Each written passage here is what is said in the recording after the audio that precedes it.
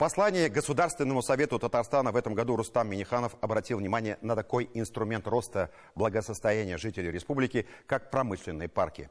Цитата из послания. «Наша задача – поддержать татарстанских производителей, в том числе используя потенциал муниципальных промышленных парков. Это ключевой резерв для создания новых рабочих мест и развития малого и среднего предпринимательства в районах». Конец цитаты.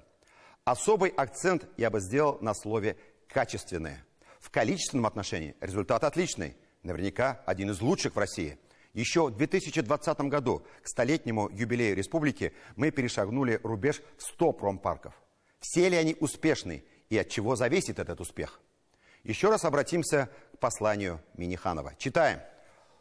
Успех работы промышленного парка зависит от наличия эффективной управляющей компании, действующих резидентов, обеспеченности инженерной инфраструктурой, необходимой для размещения новых производств, а также активной позиции глав районов по привлечению инвесторов. Вместе с тем, не все муниципальные промышленные парки соответствуют данным критериям.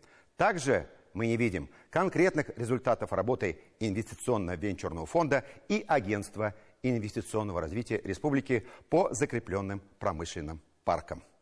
По муниципальным промышленным площадкам проехался Тимур Бекмурзин, и ему есть что рассказать.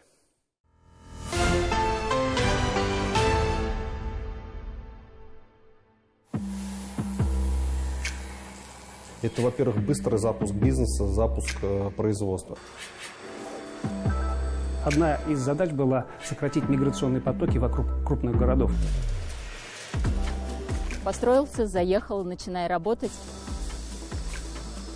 В этой простой фразе вся суть промышленных парков. Практически пришел, увидел, победил. Не нужно думать, как оформить землю под строительство, оббивать инстанции, чтобы решить вопросы с подключением. Пришел, оценил преимущества, как Назип Гатауллин, и в сжатые сроки запустил производство. В период, когда против нашей страны введены беспрецедентные санкции Запада, именно промышленные парки могут стать самым эффективным инструментом противодействия. Компания Назипа Гатауллина тому наглядное подтверждение. Начинал он вместе с компаньонами из Москвы с того, что привозил импортное оборудование из США, Канады, Германии для наших животноводческих ферм. Когда западные, в кавычках, партнеры ввели первый пакет санкций, Назип со товарищами быстро смекнули. Зачем возить поилки, насосы по удалению навоза и прочее оборудование из-за рубежа, когда можно все это производить здесь, на родине. Первоначально обосновали производство в Московской области, затем, взвесив все за и против, решили, удобнее и выгоднее производить все в Арске, на промышленной площадке.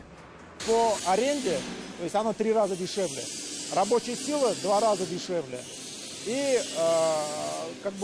потенциальных заказчиков больше в республике, чем там в Москве. Как бизнесмен, который умеет считать деньги, Назип объясняет, строить с нуля новый завод для него был не вариант. Во-первых, это потребовало бы много времени. Во-вторых, много денег. А где их взять молодой компании?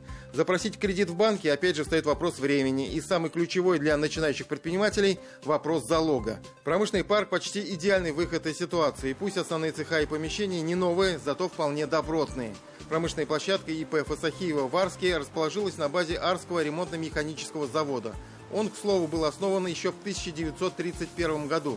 Сейчас вместо бывшего советского завода небольшое предприятие, профиль которого не поменялся. Объемы, конечно, уже не те. В советские годы здесь ремонтировали 1500 двигателей в год. Сейчас в 2 раза меньше, но если нужно будет нарастить, мы готовы, заверяет главный инженер Талгат Калимулин.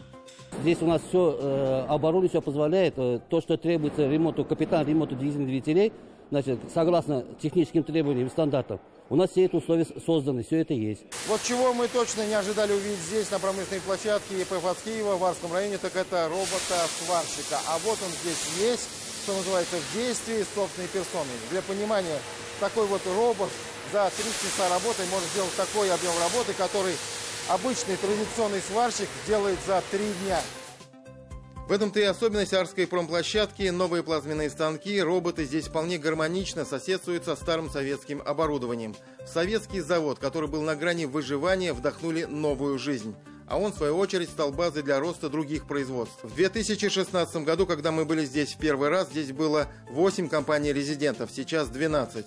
За последние 3 года оборот всех предприятий промпарка вырос больше, чем в 1,5 раза. Объем уплаченных налогов почти в 2 раза. Мы занимаемся реконструкциями зданий и складов, и Да, собираемся также привлекать новых резидентов. У нас уже есть претенденты. Для некоторых компаний промпарк стал трамплином для выхода на новый уровень бизнеса. И довольно приятно, когда за этим ростом наблюдаешь воочию. В 2016 году это был цех по производству сэндвич-панелей. В 2022 уже целая группа заводов по производству строительных материалов, металлоконструкций, своя строительная компания, которая возводит вот такие объекты, как этот торговый центр. Арендная плата дешевая, мы получаем субсидии по электроэнергетике, мы не платим земельный налог. В течение ближайших 3-4 лет не будем платить. Вот. И, в общем, условия очень интересные. Мы разработали соответствующие преференции для промышленных парков, которые заключили с нами соглашение. Это льготы по УСН, это льготы по транспортному налогу, это льготы по налогу на имущество. Из муниципальных мер поддержки это, естественно, в первую очередь земельный налог. Кроме того, у нас есть меры поддержки Фонда поддержки предпринимательства для резидентов и управляющих компаний промышленных парков. Это и займстройка, и льготные кредиты на развитие производства. Те льготы, которые на сегодняшний день есть, это очень хорошо, но хотелось бы, конечно, их расширять. То есть резидентам промышленных парков, я считаю, что льгот надо добавлять много. Они находятся все в одном месте, очень хорошая происходит кооперация внутри парка, они все на виду, им, собственно говоря, государство ничем не рискует, предоставляя им льготы. То есть это не компании-однодневки, это не компании, которые продают какой-то воздух, это реальный сектор, реальная экономика. Отдельные эксперты обращают внимание на такой плюс, который дают муниципальные промпарки, это создание и закрепление рабочих мест на тех территориях, где они находятся. Значит, больше точек роста в районах, меньше миграции из сел в крупные города и обратно. Словом, экономический эффект может быть огромным при одном условии, если промышленные площадки будут действительно действующими с хорошей заполняемостью. Сейчас для Татарстана это проблема номер один. Чтобы ее не возникало, нужно тщательнее продумывать концепцию промпарков, заниматься привлечением компаний-резидентов еще на этапе строительства. Хороший пример в этом плане промышленный парк Алексеевская. Сравнительно молодой, создан чуть больше года назад, однако благодаря инициативе управляющей компании и при поддержке местной администрации парк уже можно считать состоявшимся. Есть несколько действующих производств, а главное, все 8 компаний-резидентов в первой очереди парка подтвердили свои планы. Многие начинают строительство уже в этом году. Мы планируем строительство завода площадью 1500 квадратных метров, что даст нам возможность выпускать более 600 тонн продукции в месяц. Здесь много будет еще остальных организаций работать, совместно с нами будут развиваться. То есть где-то что-то кто-то подскажет. Также поддержка от нашего Алексеевского района. Два главных преимущества промпарка в Алексеевском отмечает его управляющий Антон Соловьев. Это, во-первых, мощная поддержка для резидентов на уровне местной власти.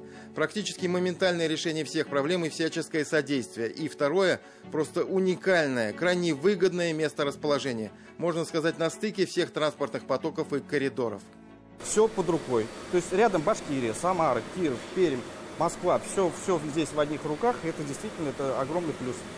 Каждый такой опыт уже сейчас нужно брать на вооружение и тиражировать. Слабым, с плохой заполняемостью парком учиться у сильных, успешных, благо таких в Татарстане хватает. А еще, как предложение, закрепить за отстающими кураторов в виде руководителей министерств и ведомств или из числа успешных команд действующих технопарков типа Химграда и Кипмастера. И мы проговорили, что они возьмут те площадки, которые схожи по структуре управления, там, где необходимо именно дальнейшее развивать. Они сейчас проводят аудит этих промышленных площадок. А если еще более, так скажем, высокие руководители будут закреплены за парками, особенно, может быть, за проблемными какими-то парками, дело пошло намного быстрее. Тимур Бекмурзин, Роман Безменов, Дмитрий Шлемин и Александр Лобанов. 7 дней.